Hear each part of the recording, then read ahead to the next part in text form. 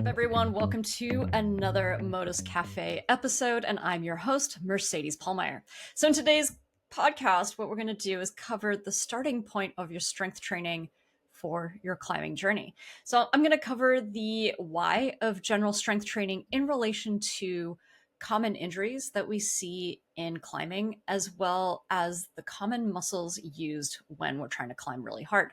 So let's dive in. I want to start with injuries first that we commonly see in climbing, because this is going to give us more insight into what muscles are being used and overused to help us understand more about climbing movement. And I did want to reference a research study where they actually surveyed around 667 climbers. Most of them were men. And in this self-reported survey, the top three injuries occurred in the fingers was number one. The second one was in the shoulders. And the third one was in the elbows. And these are all a combination of chronic injuries. So this could be considered overuse injuries. And then the second category is acute, where something happens instantly in the moment, like maybe you hear a pop or something like that in the tendon, and that would be considered an acute injury. There was also a lot of ankle injuries, and I would say this made the top five. And just so you know, there's actually a higher prevalence of all of these injuries for anyone who is doing outdoor climbing. So just keep that in mind. I think when we go outside, we get really, really excited to hop on our project or maybe new climbs that we've never tried before. And there's probably a bigger motivation there to get on things that feel very challenging. One, because it's real rock, it feels really good. Two, there's people around. You might push yourself a little bit harder when we're outdoors and we're all projecting kind of the same thing. So outdoor climbing does seem to have a higher prevalence of these same injuries compared to indoor climbing. So now we can use this information, this data, to help us understand what muscles we're overusing. So fingers, obviously, that's going to be the biggest one, because this is how we are interacting with the rock or the plastic holds on indoor climbing. And each person is going to experience the way that we get injured a little differently. So for me, I would say that most of my injuries happen in my elbows, my shoulders, my hamstrings, and my lower back. And that's just how I move because of maybe the weak links in my body or how I tend to push myself when I'm climbing. So this isn't going to be the case for everybody. I've definitely seen injuries that aren't included in the top five, but that can be reoccurring for some climbers based on their own movement. So before I talk about strength training, I first want to touch on climbing technique, because if you learn how to use your feet and put more load into your legs instead of your upper body, you'll likely decrease your risk of injury. And because often these top injuries occur because of too much intensity or maybe too much volume in the upper body, with better technique, you're actually becoming more efficient and allowing these upper body structures to adapt to the climbing movement. So make sure that you're focusing on technique first. And some of my favorite footwork techniques that help to add more load into your feet and into your legs is rooting feet. Man, I really love this drill where you're intentionally adding more load into the legs as long as possible. So if you're on a climb and you're making a move up to the next handhold, you're intentionally focusing on the leg that's pressing throughout that whole movement. And this builds that body awareness in your leg as you're pressing, and rooting through that foot as you're making a pulling move in your upper body. So that's rooting feet. The second one is claw feet. I love this. This is the way that I think about efficient board climbing. So if you're someone who really likes to train on a training board, like the tension board or the kilter board, claw feet is going to be integral in keeping your hips in. And this is really teaching you how to crimp with your toes. So when you place your foot on a foothold, you're crimping that foothold so that you're engaging your posterior chain. So that's your calves, your hamstrings, and your glutes. So you're pulling your hips into the wall every time you make a move. And this works really well even on smallest footholds. So if you can start learning the claw feet on bigger holds, you're going to be able to translate that to smaller and smaller holds, which will benefit you, especially when it comes to outdoor climbing. So just prioritize your footwork in your climbing sessions, and it will organically reduce your risk of upper body injuries and relying less on upper body strength as well. So I think this is such a huge benefit. And the second point before going into strength training that I want to address is really the cause of injury. The result of injury is usually boils down to too much load. So if the tendons and tissues are faced with loads more than it can handle, that's when injury occurs. However, the cause of the overload can happen for different reasons. For example, if there's a strength deficit in a particular area, let's say in the upper body, then you're going to put more load on your fingers. So let's say if your forearm extensors are really weak, then your fingers are going to likely compensate for that deficit in strength. Same goes for poor scapula control. If you can't control your scapula through pulling motions, this can result in overuse of maybe the bicep or any other elbow flexor. And so this can lead to elbow tendonitis or potentially bicep ruptures. So strength deficits in the chain, in your upper body chain, lower body chain, could be an indicator of a focus area for you to build strength in. All right, so now let's go into what muscles are being used during climbing movement. And first of all, climbing isn't just about the upper body. It really is a full body experience, basically head to toe or finger to toe. So even though you might feel like your fingers and your forearms, maybe even your biceps, feel like they're doing most of the work, it's really just a coordination of movement between your fingers, your core, your toes, and even your head. All right, so let's talk about some of the prime movers in a lock-off position. I want to focus on a movement so that you can picture this in your head. So if we're locking off on a hold, we're going to be using the fingers. Okay, you're going to feel a lot through the fingers, the hand, the forearms. And really your fingers are the start of tension and movement through the upper body. So your finger flexors and pulleys are working overtime to really grip onto those holds. Then you're going to recruit the elbow flexors to keep that intact, that position stable, as well as your lats. So anytime that you're pulling your elbow in toward your torso, you're going to be using a lot of lats. Your lats are a really big muscle that cover a really big portion of your torso and your upper body. So they attach to your upper arm, to your spine, and your pelvis, and they work synergistically with your core. The scapula and upper back muscles also play a huge role in stabilizing your body when you're in a locked off position. So now let's look at your lower body. So the toes in this case are going to start the tension and movement of the lower body chain. You're going to use your toes, your feet, the bottom, the soles of your feet, your calves, your hamstrings, and your glutes in order to keep your hips close into the wall as you're locking off. Your quads and adductors are often used more in bigger leg movements such as high steps.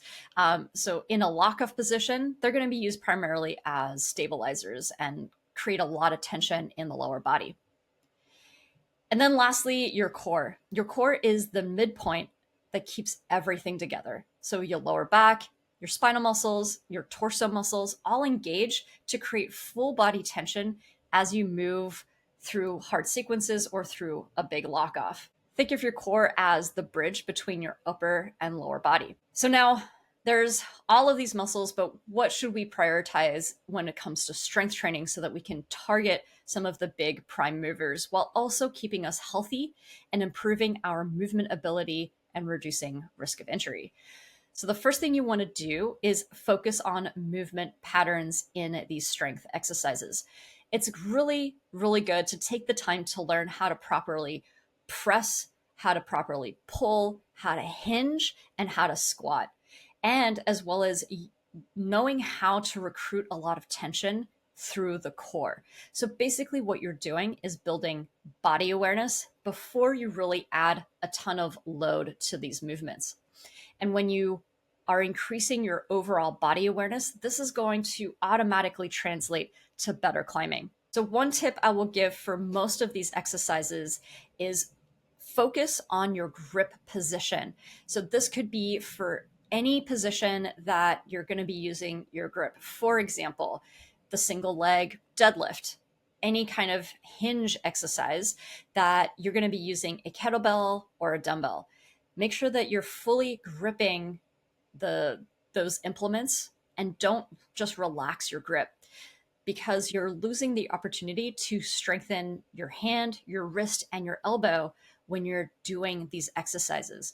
The same goes for pull-ups and rows. Don't default to an open hand position. Make sure you're fully gripping the pull-up bar or the rings or even a dumbbell all the way around and really squeeze those implements so that you can start strengthening all of those structures in the lower part of your arm. Now, the second part that I want you to focus on is spinal position in all movements. Even when you're climbing, when you're standing, when you're walking, it's great to have a good understanding of what your spine is doing.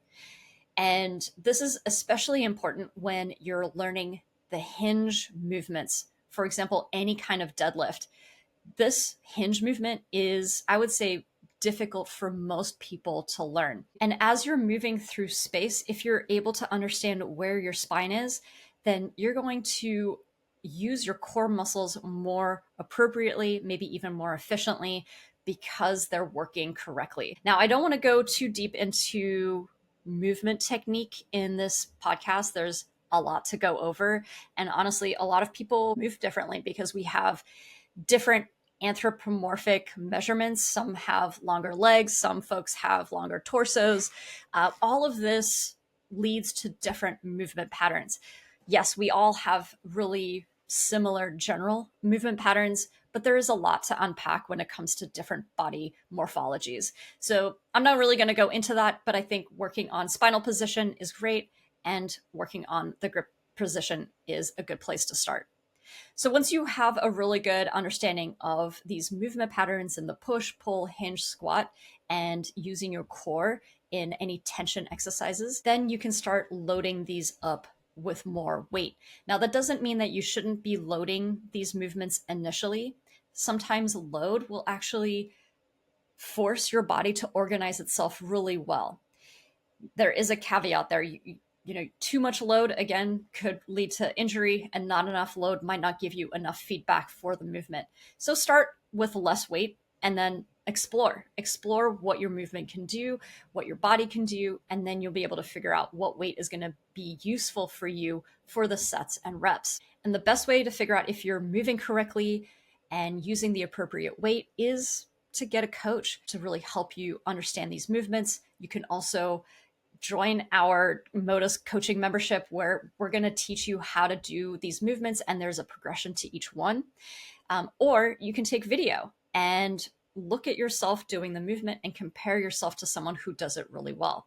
So let's talk about these strength exercises. I'm going to give 3 exercises for each category. A good starting place for pressing is push-ups. Now, you can elevate these if you aren't used to doing this movement, or you can do them on the ground. You can add a resistance band to make it a little harder. You can add weight with a weight vest.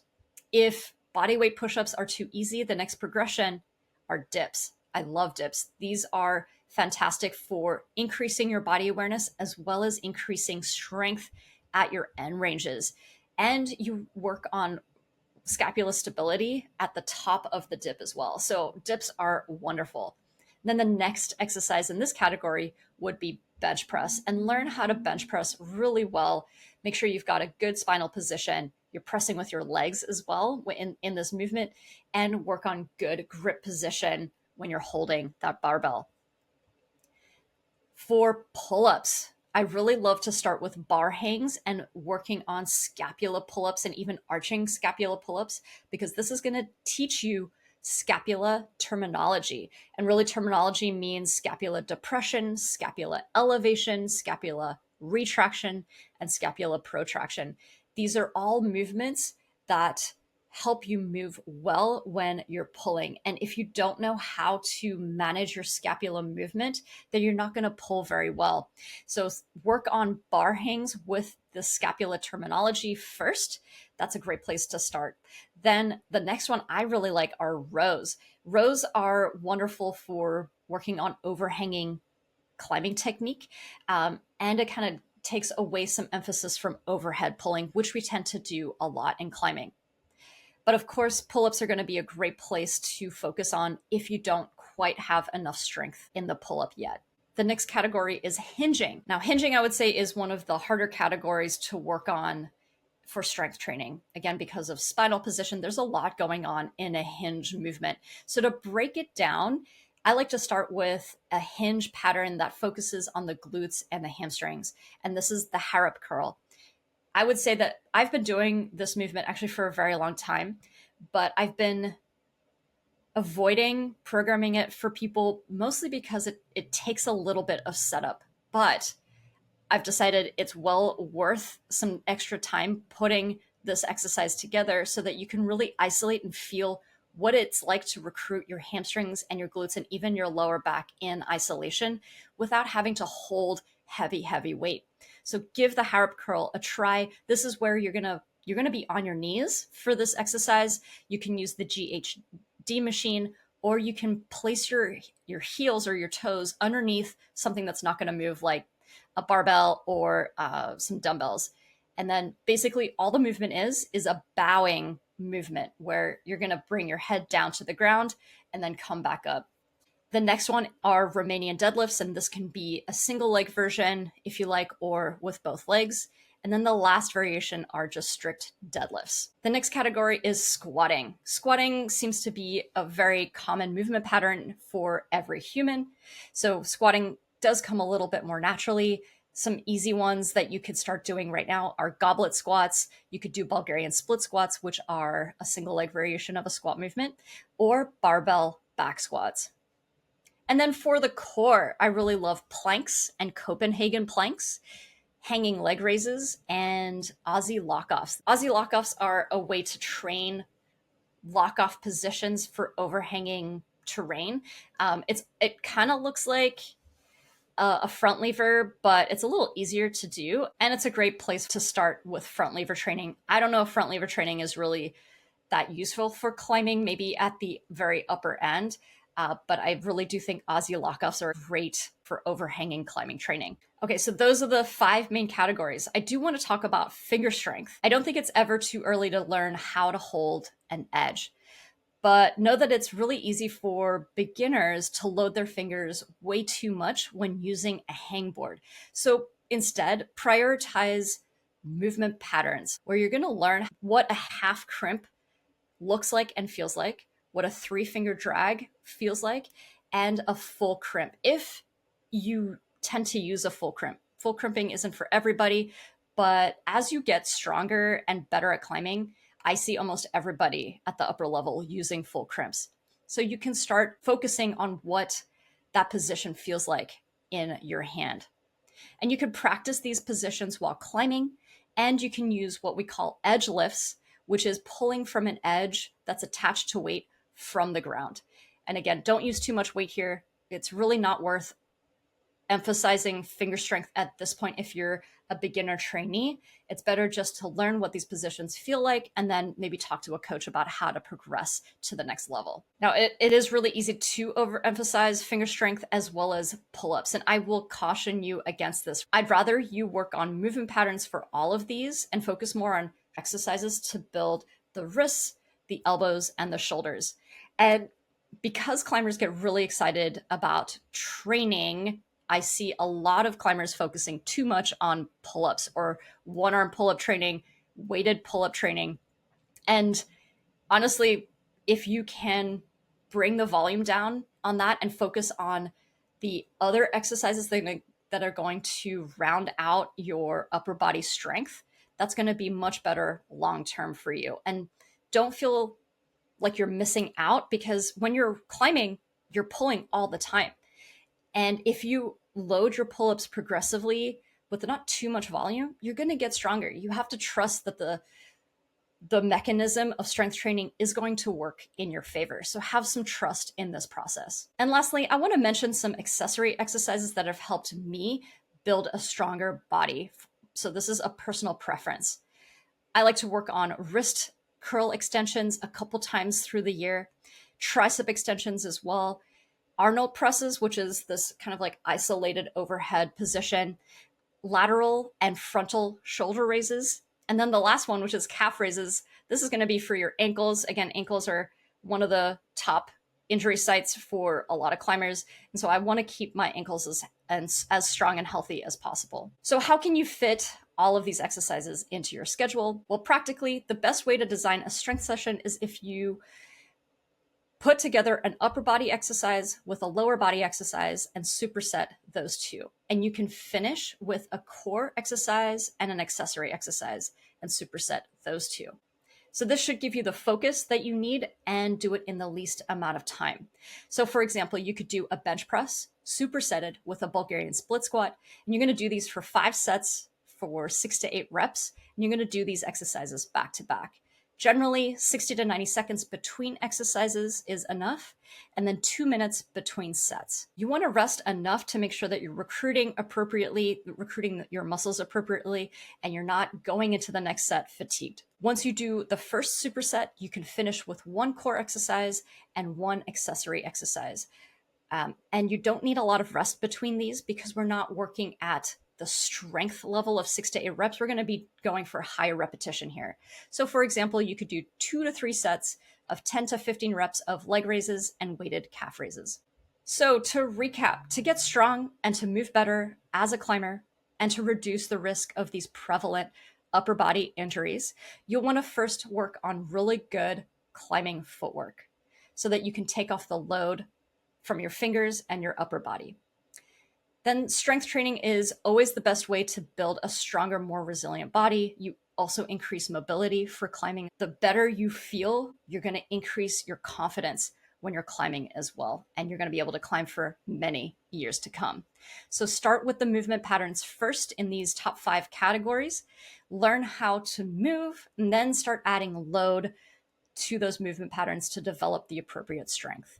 And this might be a journey. It might take at least a year to learn these movement patterns, and you're going to progress that load very slowly. And then over time, over the next several years, you're going to be able to add a lot more load and really see the difference in your body. Focus less on pulling strength and more on getting stronger in the rest of your body. And you can introduce these finger positions, but don't get carried away. So I want to ask a question to my listeners. What's one pattern that you have been neglecting in your strength training? And how might this be showing up in your climbing? So please let me know. I'd really love to hear about your own strength journey, what you've been doing, what you haven't been doing, if you're interested in strength training.